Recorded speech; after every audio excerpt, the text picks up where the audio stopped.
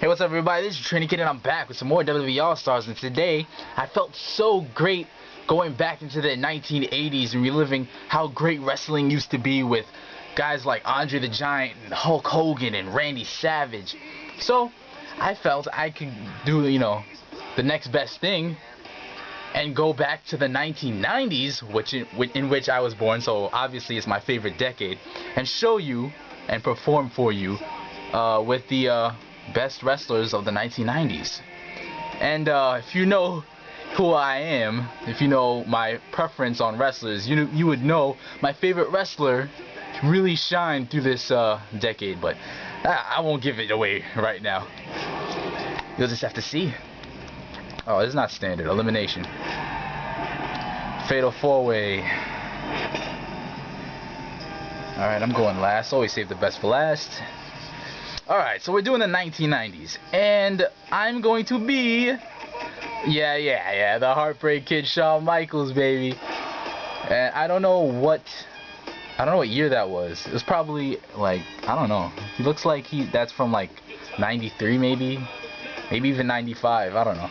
But he really shook things up around basically the entire decade, up until 1998, where he had to leave because of a back injury. But ever since then, he was always charismatic. He was the best at what he did, period. But enough marking out for Shawn Michaels. I'm already here. Bret the Hitman Hart, a real big part of WWE during the 1990s, actually carried the WWE for a long period of time as the WWF champion. Let's see who else. Who from the 1990s I could bring up in this piece? Oh, how am I forgetting? The Undertaker. Old school Undertaker. Purple glove, Barney glove Undertaker. That was before, I think he was, I don't know. Was it always planned that he would go undefeated? I don't know.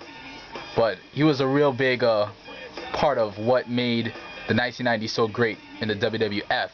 Not the E. This is before the World Wildlife Foundation was being pricks. WWF. Okay, and who's last, you may be asking? Well, if you watched WCW, you would know that the NWO ran rampant in the WCW and really pushed WCW, almost beating WWE. WWF, whatever you want to call it. I'm going to call it WWE for the rest of the video. But this is not about them. I'm going to be talking about the guy who basically, I don't know if he really started it, because DX played a big part in starting the Attitude Era, but a guy who played a big part in the Attitude Era, Stone Cold Steve Austin, baby. The Attitude Era spanned from, I think, 1998 to 2001. And Stone Cold Steve Austin had a big part of it. But Larry... I use my real name. But Trinity, why didn't you put in The Rock? Well, I think The Rock really shined in the early 2000s to me. 2000, 2001, 2002, 2003. So that's just me. If I do a best 2000s, best wrestlers of 2000s video, be sure he's gonna be there. I don't know. Maybe there would be other people I could put in. Triple H is another guy too.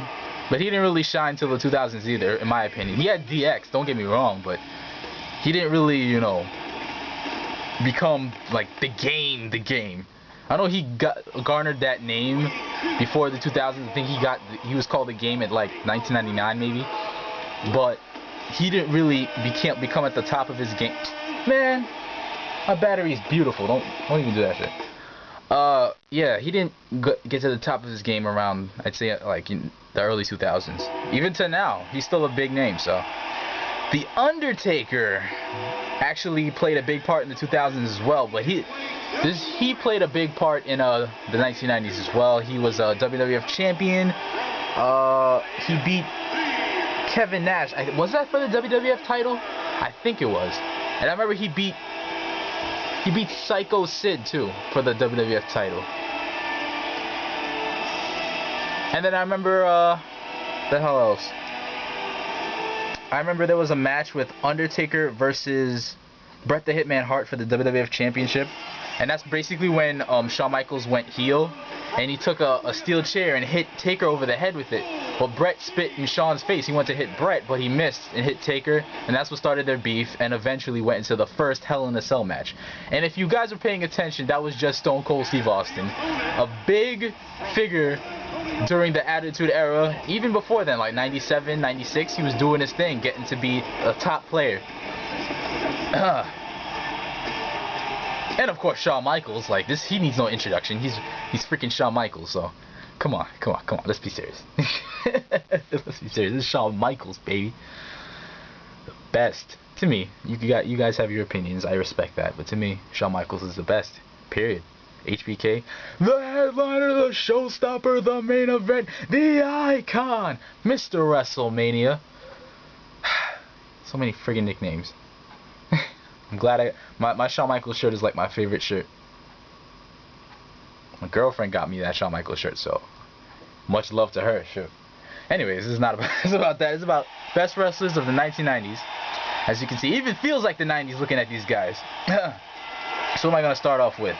The guy who eventually retired me? Okay. Oh, come on, jump! There we go. Looking like a makeshift Barney with those gloves. Oh, that was sick. Caught him out of the air. Beautiful. Boom. Get him. Look at this. Elbow drop. You're just getting destroyed, my friend. It's funny. Shawn had beef with like basically everybody in this ring. Taker, with the Hell in a Cell, they actually went against each other a couple of times. Taker's actually the guy who actually ended up causing Shawn the injury. I think it was a 1998 casket match. He caused Shawn the injury that eventually put him out for 4 years. And then there's Stone Cold Steve Austin. He had beef with him running up to WrestleMania 14. And Shawn Michaels had beef with Bret Hart. Obviously, everybody should know that. With the Montreal screw job and, you know, the whole WrestleMania 12 Iron Man match, which was a beautiful match, in my opinion. Alright, but enough about him. Then we have Stone Cold Steve Austin, who has beef with basically everybody here too, I would think. Well, I know Taker, yeah, he had beef with Taker once or twice. I know he had beef with Shawn. It was Shawn from which he actually got his first WWF championship. It was with Bret that he beefed with and had that insane match at WrestleMania 13, which got Match of the Year. It was an epic match. Stone Cold Steve Austin lost, but he turned face as a result of it, and Bret Hart turned heel, so it was like a double turn that night. Reversal. I have my reversal game on point. He's saying thank you, Shawn. Oh, that's so sweet. Come on, Austin. Take my title from me. Get Mike Tyson to punch me. Oh my gosh, this guy's reversal game is good too. Boom! Oh my gosh! Peace. Oh, everybody's pissed. Oh gosh. That was awesome. Oh god, everybody's coming after me. This is like a tag. This is like a handicap match, man. That's not fair. Boom. Damn. Bret getting tossed up blocked it. Damn, I'm really off my game. I used to be able to reverse those with like the greatest of ease. Now I can't even do it. Wait, I'm forgetting something. Whee! Totally forgot I could do that. High flyers are the shiznit. We have Bret Hart. We didn't even talk about him much. Bret Hart actually was the top guy in the WWE for a long time. Ever since Hulk Hogan left, they tried to find a new top guy, because I mean, let's be honest, Hulk Hogan was Vince McMahon's main money breadwinner, if that's what you want to call it. Money maker. Yeah, that's a better term. So he needed to find another guy like that, and Bret Hart was a good guy to fill the shoes. He was awesome in the ring, the excellence of execution, the best there is, the best there was, and the best there ever will be. I'm sure the Canadian fans will agree with me.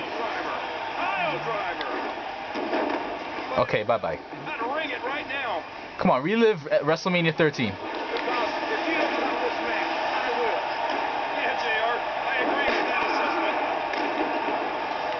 Uh-oh. Reversed. Oh my gosh. Oh my gosh. He's gonna do that, really? Oh my gosh.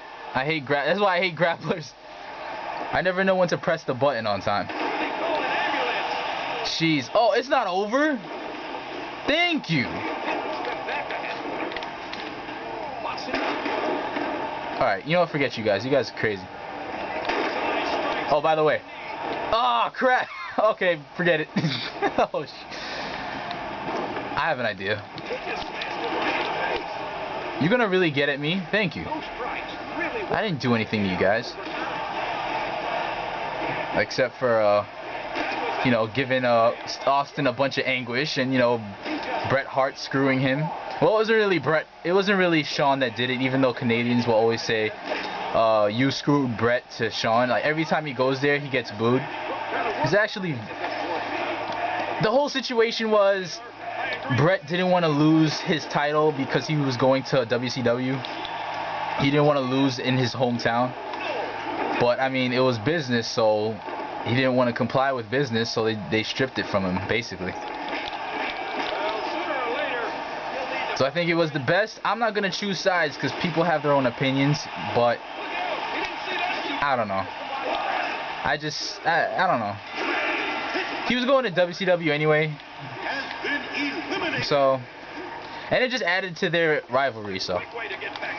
They're like cute. They even have, I think WWE came out with a video, a DVD that really talks about their rivalry, Shawn Michaels and Bret Hart. But anyway, the last two guys are, in many people's eyes, two of the best of all time, if not the two best of all time. And one of them is about to get sweet chin music. Boom! Goodbye. And that's that. Many people's eyes, Stone Cold Steve Austin is the greatest of all time, and to me, to be honest, he's probably the most popular of all time. His only competition with most popular would be Hulk Hogan or The Rock. Then we have the Shawn Michaels in ring and all around the best. I mean, look at this. Come on, let's be real right now. Perfection.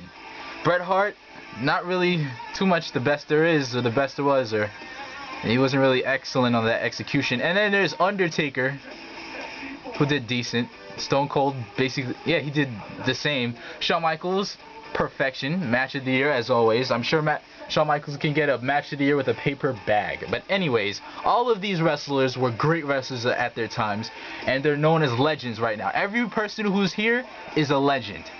And rightfully so, because they're all great in the ring, and they all made their mark on the WWF, on the WWE, whichever you want to call it. So, for that, I say thank you, and you made the WWE what it is today. So, I hope you guys enjoyed. Remember to comment, rate, and subscribe. This has been Trini Kid, and I'm out.